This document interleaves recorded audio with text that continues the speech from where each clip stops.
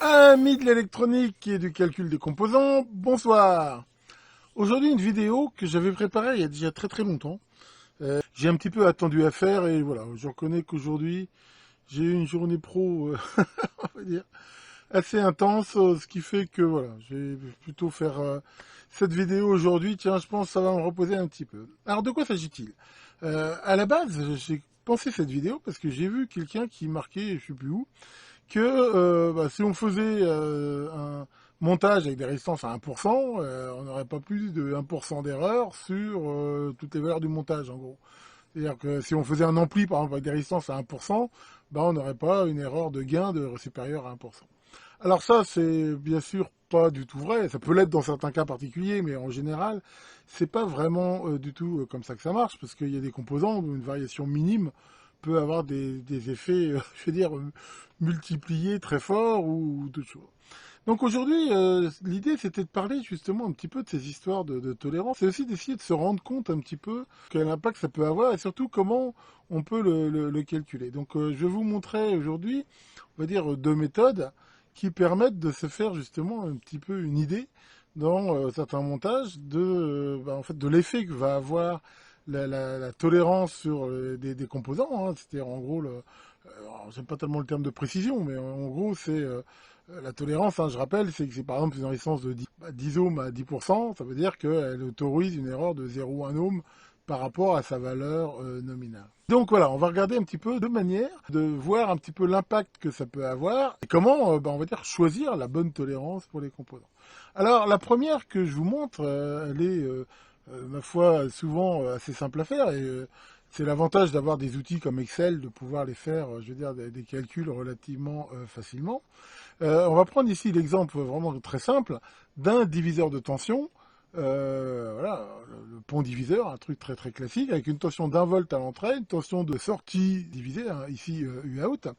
Et sachant qu'on va considérer que s'il est dans un environnement parfait, c'est-à-dire il est attaqué par une source d'impédance nulle, et il sort sur une impédance infinie, c'est-à-dire que voilà, il n'y a pas d'autres résistances dedans qui viennent le perturber. Et grâce à ce petit tableau Excel, je peux faire des simulations, mais là je suis parti sur une division par 10, donc en mettant sur la valeur ici R1 9 kΩ, ici 1 kΩ. Donc là, U-out vaudra normalement 0,1 volt, hein, si tout était parfait, hein, 1 volt divisé par 10. Alors dans ce genre de montage où il y a très peu de composants, comme ici il y en a deux, une des façons assez simples de faire, c'est de regarder un petit peu en fonction des tolérances, de calculer les valeurs min et max possibles des composants et de regarder leur effet, sachant que, alors quand il y en a un, c'est très facile à faire, quand il y en a deux, on peut des fois assez facilement imaginer quel va être le pire des cas. C'est-à-dire que, en gros, sur ces résistances-là, dans les extrêmes, c'est un petit peu toutes les deux au max, toutes les deux au min, une au max, une au min, et vice-versa, quoi. Et regardez un petit peu ce que ça fait. Alors, avec un tableur, c'est très facile à faire. Donc là, j'ai fait différentes colonnes, en partant des résistances de 20%, 10%, 5%, 1%, 0,5, 0,1. J'ai calculé, dans tous les cas, les valeurs min et max des résistances. J'ai recalculé là, j'ai mis ici la valeur nominale que je devrais avoir si tout était parfait. Et là, j'ai calculé, en effet, les 4 cas possibles. C'est-à-dire le cas de min-min, max-min, min-max et max-max. Ce qui me donne à chaque fois les différentes tensions que je devrais avoir. Et derrière, j'ai pu calculer quel était l'écart max, c'est-à-dire en fait combien j'allais avoir d'écart maximum avec ces valeurs-là et le pourcentage d'erreur que ça me fait par rapport à la tension que j'attends en sortie. Donc si on regarde ça, déjà on peut voir un truc qui est intéressant, c'est que dans le cas min-min et max-max, en fait il n'y a pas d'erreur. Mais c'est assez logique, parce que dans un pont diviseur, ce qui compte, c'est le rapport des résistances, c'est pas leur valeur absolue. Or, si elles sont toutes les deux mauvaises pareillement ou bonnes pareillement, le rapport reste constant, ce qui fait qu'il n'y a pas d'erreur. En fait, les plus grandes erreurs, c'est quand il y en a une qui est au taquet dans un sens et l'autre qui est au taquet dans l'autre, ce qu'on voit ici. Et on peut voir que ça varie quand même pas mal. C'est-à-dire qu'avec des résistances à 20%, j'ai une erreur ici qui est quand même de 74 millivolts. Donc sur 0,1 c'est beaucoup, en fait ça fait 42% d'erreur, ce qui est quand même une erreur très importante. Et on peut voir que voilà, plus je diminue, à la fin, si je prenais des résistances à 0,1%, Là, j'ai quand même une erreur qui est beaucoup plus faible. Maintenant, dans la réalité, maintenant on trouve assez facilement des résistances à 10 ou à 5 et des 1%, sachant que dans les 1%, il y a du bon et du mauvais. Hein. Rappelez-vous cette vidéo où j'avais testé des 1% chinoises qui, dans la réalité, en étaient plutôt simples.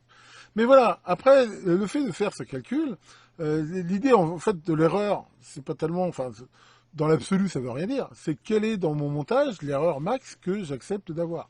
Ce qui veut dire que bah, moi, si dans mon montage, une erreur de 4 millivolts ou de 80% c'est suffisant, eh ben, je peux me dire que je vais choisir des résistances, sachant que plus on va choisir des composants avec des tolérances très faibles, plus ils vont coûter cher. Hein. Le prix, c'est la courbe inverse, hein. Ça monte très fort.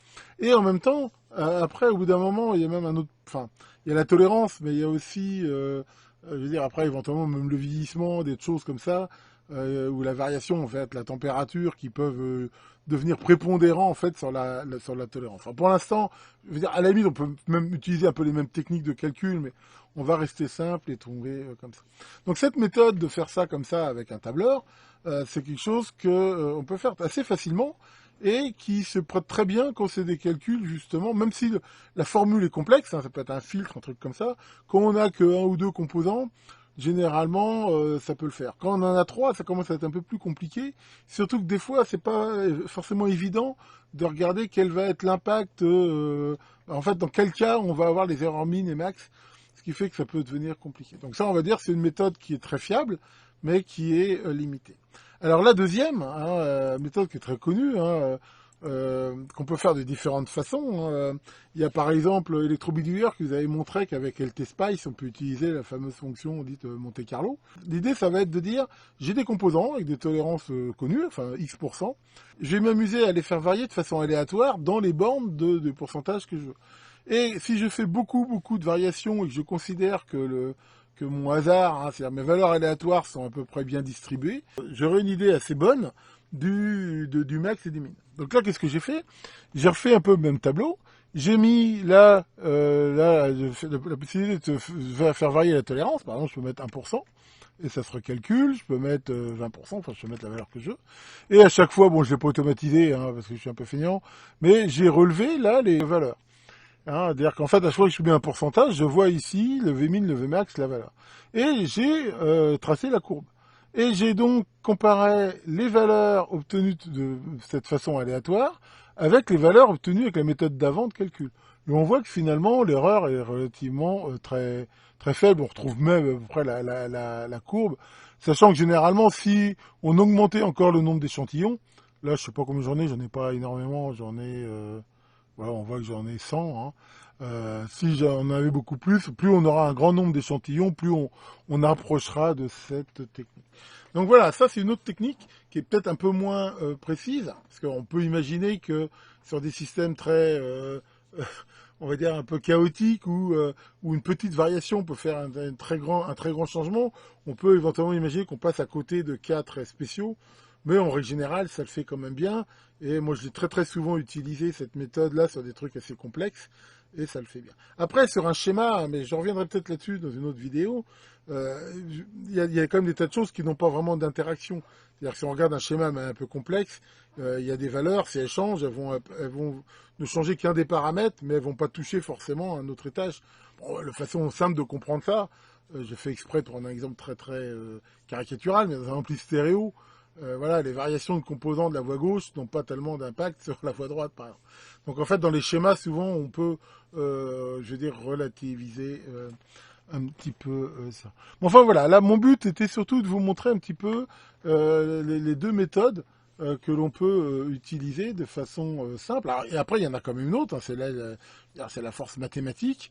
Je veux dire, avant d'avoir des tableurs à l'école, on faisait plutôt comme ça, mais là, c'est vraiment des maths où... alors ça peut des fois être des calculs, honnêtement, je ne sais même pas si je saurais encore les faire, qui peuvent être assez pénibles, mais qui permettent justement de calculer ça avec des outils mathématiques. Mais c'est vrai qu'il faut reconnaître avec un tableur, même si la formule est super compliquée, je veux dire, voilà, bon, c'est un petit peu un outil de feignant, mais après tout, Comme disait je sais plus qui, l'intelligence c'est de faire ce qu'on a à faire en se fatiguant le moins possible. Pour info, on retrouve cette méthode un petit peu là du système un peu aléatoire hein, sur pas mal de programmes de calcul, comme par exemple cet excellent logiciel qui s'appelle RFSync 99 hein, qu'on peut télécharger gratuitement, qui est un logiciel pour faire des calculs à chef que vraiment je vous recommande et qui est vraiment très sympa et sur lequel je prends un jour je pense d'autres vidéos et qui justement offre par exemple cette partie, hein, c'est la seule qu'on va regarder aujourd'hui. Donc par exemple je vais faire un filtre, là je vais dans design, je choisis filtre, bon là je choisis voilà un Butterworth, enfin la réponse, un Chebyshev, patati, pourquoi pas bande passe. Là je peux justement choisir la tolérance des inductances et des condensateurs. 2% c'est déjà pas mal. Moi, dans le condensateur, j'aurais plutôt du 10 voire du 15. Et même sur les inductances du 10. Donc là, l'idée justement, ça va être de regarder un petit peu quelle mesure le fait d'avoir des tolérances comme ça va dire perturber mon filtre sur certains paramètres. Donc là, je choisis la fréquence, la bande passante, le nombre de pôles, patati patata. Donc là, voilà, il me fait là les différentes courbes en S, hein, dont je vous ai déjà parlé sur le nano VNA et ainsi de suite. Et là, on va retrouver justement là cette histoire de tolérance. C'est-à-dire que là, je peux voir les cas où les pires, c'est-à-dire en fait la limite basse. Hein, là, je peux voir le nominal. Là, je peux voir la limite haute. On peut voir que là, avec des tolérances comme ça change pas mal. Alors après, bien sûr, il faut regarder l'échelle, hein, mais c'est quand même pas mal. Et justement, je peux regarder là, avec des trucs un petit peu au hasard. Mais ce qui va être intéressant, justement, c'est le tolérance multisweep. Où je vais lui dire, fais-moi, je sais pas, moi, 500 itérations. Et il va me faire de toutes les valeurs possibles. Et voilà, là on voit qu'il me calcule 500 courbes, ce qui me fait une sorte d'un petit peu de nuage de points, et qui me montre de façon graphique l'écart maximum maintenant que je peux mesurer entre ce point-là et ce point-là. Et on peut voir que avec des tolérances comme ça fait quand même quelque chose de très... enfin, d'assez violent sur mon filtre, alors que voilà, j'espère avoir quelque chose de bon. On s'aperçoit même que des fois, on a des résultats, surtout sur des réponses genre Chebyshev, où c'est assez touchy généralement, ça fait des ondulations, des trucs pas possibles. Donc le but de ma vidéo, hein, voilà, c'était vous montrer un petit peu comment on peut utiliser cette méthode aléatoire, hein, dite justement souvent de Monte-Carlo.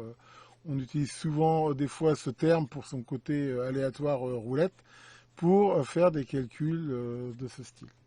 Voilà pour cette petite vidéo, j'espère que ça vous aura intéressé. Alors bon, au niveau des vidéos, je vous cache pas que j'ai encore plein de trucs à vous montrer. J'ai en fait des tas de sujets qui s'accumulent un petit peu. Mais je reconnais que j'ai pris celui-là ce soir parce qu'il n'y avait pas besoin de faire une grosse préparation. Et voilà, comme je vous l'ai dit, je suis un petit peu overbooké de tout. Je vais quand même éviter d'avoir mes burn-out, comme on dit. Donc, on va quand même y aller, mollo. Tiens, voilà Maurice. Bah, yo, Maurice, t'as pas l'air content que ça t'arrive. T'es triste. Bon, pourquoi t'es triste? Parce que Pincette, elle t'aime plus. Bon, comment ça, elle t'aime plus? Qu'est-ce qui s'est passé? Tu lui as dit, pour toi, j'irai au bout du monde. Bah ouais, alors c'est sympa. Et qu'est-ce que t'as répondu? Est-ce que tu accepterais d'y rester? Oui, en effet, là, c'est un peu cassé. Écoute, je sais pas, sois gentil, achète-lui des fleurs, essaye de rattraper le coup. Rien n'est jamais perdu. Le grand Monte Carlo vous fasse de belles courbes aléatoires et à très bientôt pour de nouvelles vidéos.